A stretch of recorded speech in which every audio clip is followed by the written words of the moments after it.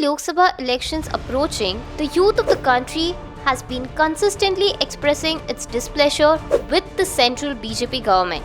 In a nationwide Young India Referendum conducted across 50 universities from February 7th to 9th, thousands of students and youth voiced their dissatisfaction with the Modi government's failure to provide affordable education and dignified employment. Now, the Young India campaign released a 10-point charge sheet highlighting government failures, including fee hikes, unemployment, assaults on minorities, and compromised social justice. Key universities involved in the referendum include Delhi University, Jamia Milia Islamia, Bengaluru University, and the University of Hyderabad, to name a few. The initiative aimed to capture students' opinion ahead of the 2024 general elections, following an all-India signature campaign posing 10 questions to the government. Results indicate overwhelming rejection of the government's performance, with about 1 lakh votes polled nationally. Over 88% opposed yearly fee hikes, while 86% felt the government failed to provide adequate hostels and scholarships. Similarly, 91% believe the promise of 2 crore jobs annually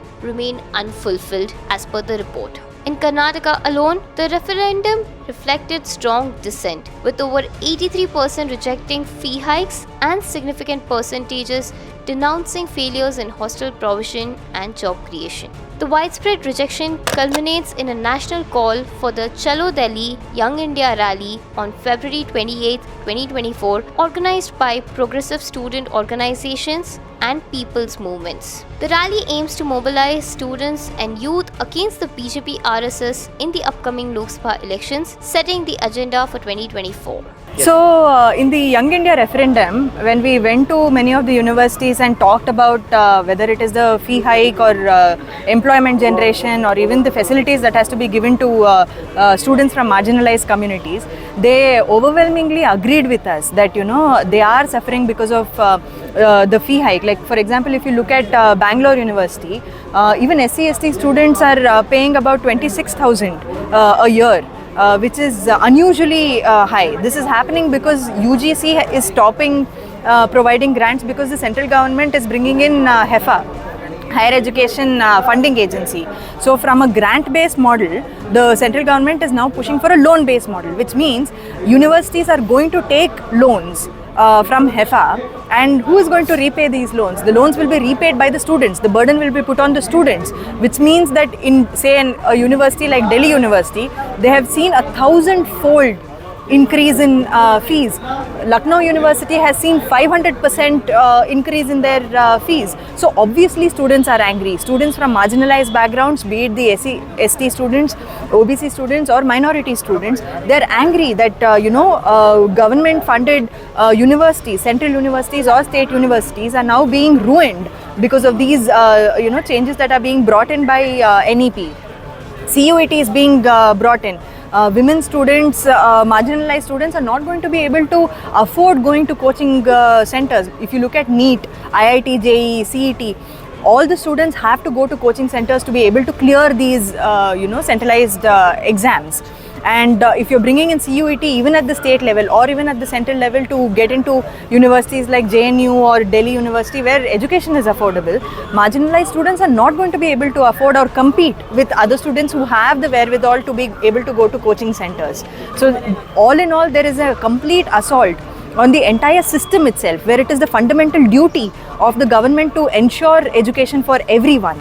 But instead what we see is that the burden is being put on the students. If you have the resources, you please get educated. Otherwise, if your parent is a sanitation worker, you also will have to go do sanitation work tomorrow. If your father is a cobbler, you'll have to go into cobbler jobs only after you, if you're not able to afford education. So in essence, we see that the Varna system is being brought back into fold if you're introducing NEP, FYUP or CUET. So this is the contribution of the 10 years of Modi government that we are seeing, and students and youth are rejecting this. We want education, we want good employment, we want dignity, we want quality education, and the policies of the BJP government is something that is not going to bring us this. तो referendum से यही निकला है कि students बहुत ही disappointed है मोदी सरकार के परफॉर्मेंस से। ना उनको प्रॉपर सुविधा मिल रही है एजुकेशन की, हर जगह फी हाइक हो रही है, जिसके चलते उन लोगों को ड्रॉप आउट का भी मतलब बढ़ रहा है, ड्रॉप आउट एजुकेशन से। इसके साथ साथ रिजर्वेशन और हॉस्टल फैसिलिटीज़ का भी बहुत ज़्यादा ठीक ठाक पब्लिक फंडिंग नहीं आ रहा है उसमें, तो उससे भी बहुत ज़्यादा प्रॉब्लम हो रही है। लास्टली ये बहुत क्लियर कर दिया है यूथ ने कि मोदी सरकार ने जो 2 करोड़ जॉब्स का प्रॉमिस किया था हर साल, वो कुछ भी पूरा नहीं हुआ है। तो यही हाल है हमारे नौजवानों का। Sir, actually in the last budget you are seeing in the 2024 what financial minister mentioned, in the education sector they are completely decreasing year by year, that what they are giving the priority. For example, in the professional students they are actually less decreased 22% of the budget amount, and school education 20% and higher education 17%. It means they are decreasing year by year in the education field, and they are actually approaching to the corporate. Because of that we have to fund the schools from the corporate.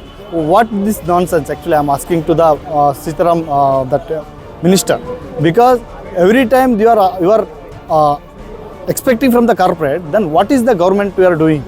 Then actually so that sir we are raising about that what is the job, and they did not giving the fund to the UGC, and they did not raise they every time we will talk about that communalization in the textbooks. We are actually against that all the things, sir. Correct, sir. So that sir we are giving one chartered demand. In that demand we mentioned 10 demands. Whichever government will come next time, this is the student and youth demand in the overall nation.